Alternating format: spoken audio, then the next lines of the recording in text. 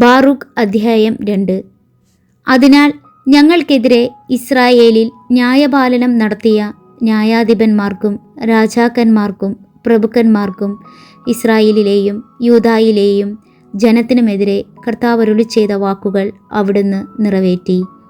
മോശയുടെ നിയമത്തിൽ എഴുതിയിരിക്കുന്നതിന് അനുസൃതമായി ജെറുസലേമിനോട് അവിടുന്ന് പ്രവർത്തിച്ചതുപോലെ ആകാശത്തിനു കീഴിൽ മറ്റെങ്ങും സംഭവിച്ചിട്ടില്ല. ഒരുവൻ തൻ്റെ പുത്രൻ്റെയും മറ്റൊരുവൻ തൻ്റെ പുത്രിയുടെയും മാംസം ഭക്ഷിക്കുമെന്ന് ഞങ്ങളെക്കുറിച്ച് അതിൽ എഴുതിയിരിക്കുന്നു. ചുറ്റുമുള്ള രാജ്യങ്ങൾക്ക് അവിടുന്ന് ഞങ്ങളെ അധീനരാക്കുകയും സമീപവാസികളായ ജനതകളുടെ ഇടയിൽ ഞങ്ങളെ ചിതറിക്കുകയും ചെയ്തു.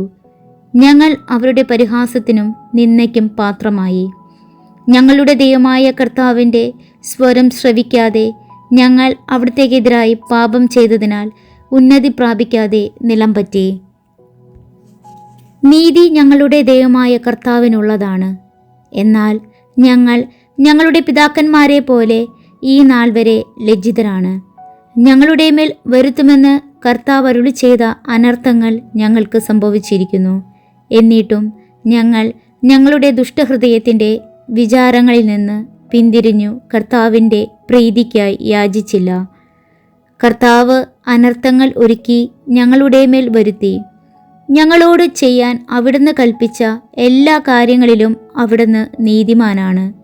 എന്നിട്ടും ഞങ്ങൾ അവിടുത്തെ സ്വരം ശ്രവിക്കുകയോ അവിടുന്ന് ഞങ്ങൾക്ക് തന്ന ചട്ടങ്ങൾ അനുസരിക്കാൻ കൂട്ടാക്കുകയോ ചെയ്തില്ല. മോചനത്തിനു വേണ്ടി പ്രാർത്ഥന. ഇസ്രായേലിൻ്റെ ദൈവമായ കർത്താവേ, അങ്ങ് കരുത്തറ്റ കരത്താലും അത്ഭുതങ്ങളാലും അടയാളങ്ങളാലും മഹാശക്തിയാലും നീട്ടിയ ഭുജത്താലും അവിടുത്തെ ജനത്തെ ഈജിപ്ത് ദേശത്ത് നിന്ന് മോചിപ്പിക്കുകയും അങ്ങനെ അങ്ങേക്ക് ഇന്നും നിലനിൽക്കുന്ന ഒരു നാമം നേടുകയും ചെയ്തു.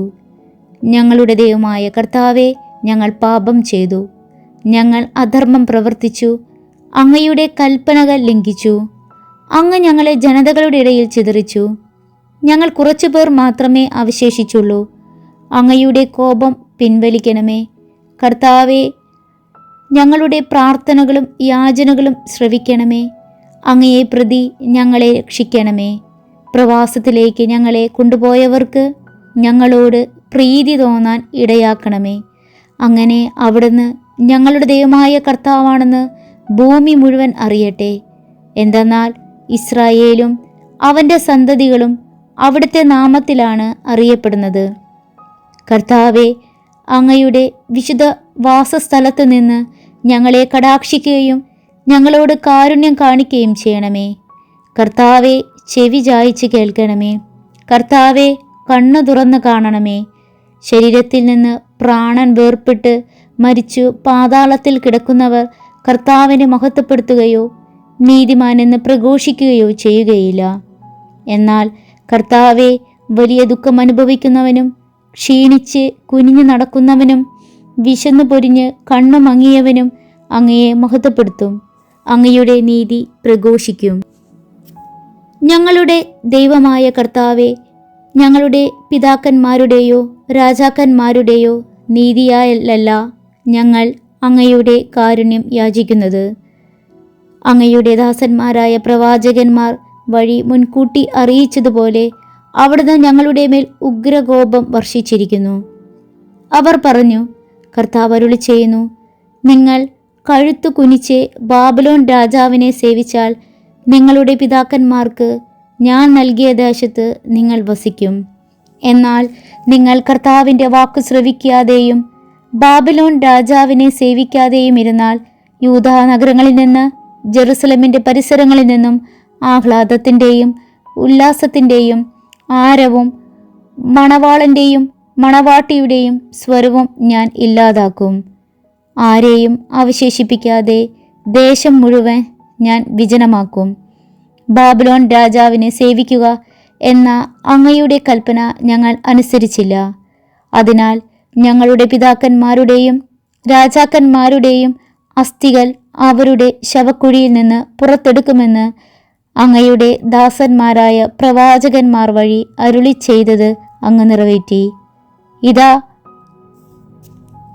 അവ പകലിൻ്റെ ചൂടും രാത്രിയുടെ മഞ്ഞും ഏറ്റുകിടക്കുന്നു.